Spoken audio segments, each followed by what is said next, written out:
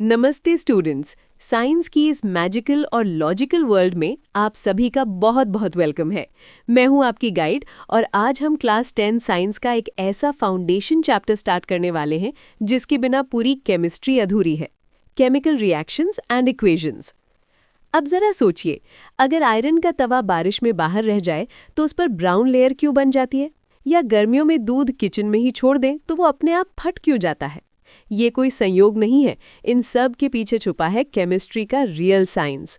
आज हम इन्हीं मिस्ट्रीज को डिकोड करेंगे और केमिकल्स की लैंग्वेज समझना सीखेंगे। तो पेन और नोटबुक रेडी रखिए, लेट्स बिगिन। स्टूडेंट्स, हमारी आसपास की दुनिया हर पल चेंज हो रही है, लेकिन एक साइंटिस्ट की तरह हमें इस बदलाव को गहराई से देखना होगा। क्या आप जानते हैं, हर चेंज के पीछे मॉलिक्यूलर लेवल पर कुछ बॉन्ड्स टूट रहे होते हैं और कुछ नए बॉन्ड्स बन रहे होते हैं। स्क्रीन पर मॉलिक्यूल्स के टूटने और जुड़ने का ये सीन देखिए। यही है केमिकल रिएक्शन का कोर आइडिया। जब एटम्स आपस में कोलाइड करते हैं, अपनी पहचान बदलते हैं और एक नया स्टेबल सब्सटेंस बनाते हैं, तो हम कहते हैं केमिकल रिएक्शन हुई है। इन चेंजेस को पहचानना ही हमारा पहला स्टेप है।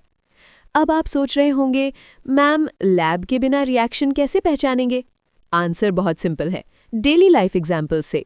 दूध का फटना, लोहे पर जंग लगना और हमारा सांस लेना, रेस्पिरेशन, ये सभी केमिकल चेंजेस हैं। रूल याद रखिए, जब किसी सब्सटेंस की नेचर और आइडेंटिटी पूरी तरह बदल जाए तो केमिकल रिएक्शन हुई है। रिएक्शन पहचानने के 4 मेन इंडिकेटर्स होते हैं। स्टेट चेंज, जैसे गैस से सॉलिड बनना। कलर चेंज, ब्लू सॉल्यूशन का ग्रीन हो जाना। गैस रिलीज, बबल्स दिखना। टेम्परेचर चेंज, टेस्ट ट्यूब का गर्म होना। अब सवाल ये है, साइंटिस्ट्स इन रिएक्शंस को पेपर पर कैसे लिखते हैं? यहीं से आती है केमिकल इक्वेशंस। साइंस में हम लॉन्ग स्टोरीज नहीं लिखते, हम सिंबल्स की लैंग्वेज यूज करते हैं।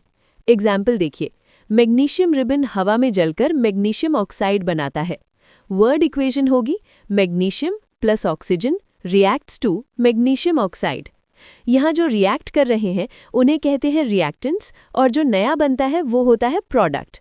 अब केमिकल सिंबल्स में लिखें Mg plus O2 reacts to MgO। लेकिन ध्यान दीजिए स्टूडेंट्स, ये अभी बैलेंस्ड नहीं है, इसीलिए इसे कहते हैं स्केलेटल इक्वेशन, और केमिस्ट्री में अधूरा काम अलाउड नहीं है। केमिस्ट्री का एक गोल्डन रूल है, मास न क्रिएट होता है न डिस्ट्रॉय। मतलब एरो के लेफ्ट साइड जितने एटम्स हैं, राइट साइड भी उतने ही होने चाहिए। अब इस इक्वेशन को बैलेंस करते हैं। Fe plus H2O reacts to Fe3O4 plus H2। Step by step देखिए। प्रोडक्ट साइड पर Fe equals to 3, रिएक्टेंट में 3Fe। Oxygen equals to 4, 4H2O। Hydrogen equals to 8, product में 4H2। फाइनल बैलेंस्ड इक्वेशन है 3Fe solid plus 4H2O gas reacts to Fe3O4 solid plus 4H2 gas। Pro tip, H2OG का मतलब water नहीं, steam है। अब equations लिखना आ गया, चलो रिएक्शंस के टाइप समझते हैं। कॉम्बिनेशन रिएक्शन मतलब 2 या 2 से ज़्यादा रिएक्टेंट्स मिलकर एक सिंगल प्रोडक्ट बनाते हैं। बेस्ट एग्जाम्पल है quick lime CaO plus water, slaked lime CaOH2 plus heat. दीवारों पर सफ़ेदी करने के बाद 2-3 दिन बाद चमक क्यों आती है?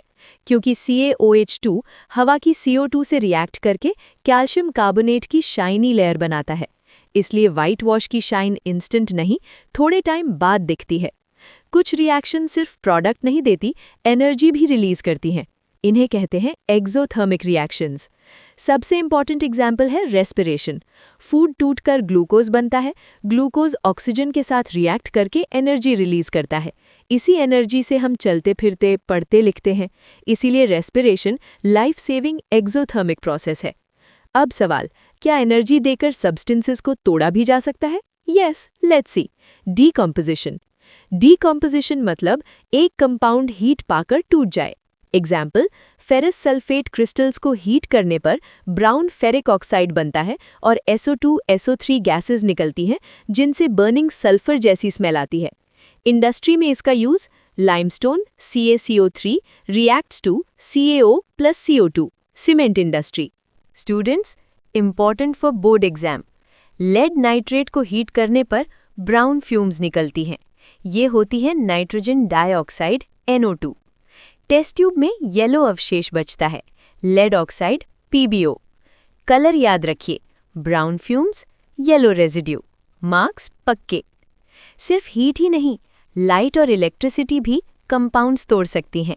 सिल्वर क्लोराइड सनलाइट में वाइट से ग्रे हो जाता है। इसी प्रिंसिपल पर black and white photography based थी।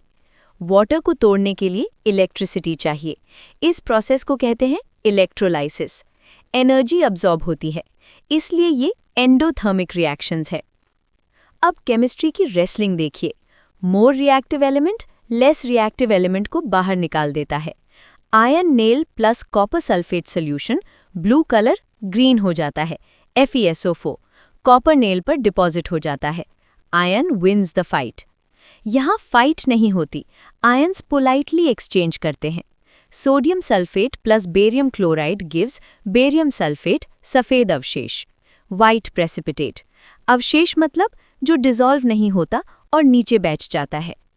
केमिस्ट्री का give and take game. Oxidation oxygen gain, reduction oxygen loss. ये दोनों हमेशा साथ साथ होते हैं, इसलिए इसे कहते हैं redox reaction. Example, CuO plus H2 gives Cu plus H2O। बस ऑक्सीजन के एरोज फॉलो करो। ZnO plus C gives Zn plus CO। ZnO lost oxygen, reduction. Carbon gained oxygen, oxidation. Same logic हर रिएक्शन में apply करो। Oxidation हमेशा helpful नहीं होती। Iron rusting, silver black होना, कॉपर ग्रीन लेयर सब करोजन है। ये ब्रिजेस, शिप्स, व्हीकल्स को अंदर से खोखला करता है और कंट्री को ह्यूज लॉस होता है। क्या आपने कभी सोचा है चिप्स पैकेट से अजीब स्मेल क्यों आती है? ऑयल ऑक्सीडेशन से टेस्ट और स्मेल खराब हो जाती है। इसे कहते हैं विकृत गंधिता या रैंसिडिटी। इसे रोकने के लिए हम 3 तरीके अपनाते हैं: प्रतिऑक्सीकारक मिलाना, खाने को वायुरोधी बर्तनों में रखना और सबसे खास चिप्स की थैलियों में से ऑक्सीजन निकालकर नाइट्रोजन भरना। क्यों? क्योंकि नाइट्रोजन अक्रिय गैस होती है जो ऑक्सीजन को वसा तक पहुंचने ही नहीं देती और आपके चिप्स कुरकुरे बने रहते हैं। तो स्टूडेंट्स, ये था हमारा chapter chemical reactions and equations. अब इक्वेशंस बैलेंस करना और रिएक्शंस पहचानना आपको इजी लगेगा। अगर वीडियो हेल्पफुल लगा हो तो लाइक करें, PDF चाहिए तो टेलीग्राम पर ज्वाइन कीजिए, फ्रेंड्स के साथ शेयर करें और हाँ, चैनल को सब्सक्राइब करना न भूलें। क्वेश्चंस हो तो कमेंट बॉक्स ओपन है। पढ़ते रहिए, साइंस को फील करिए और मुस्कुराते रहिए। Thank you.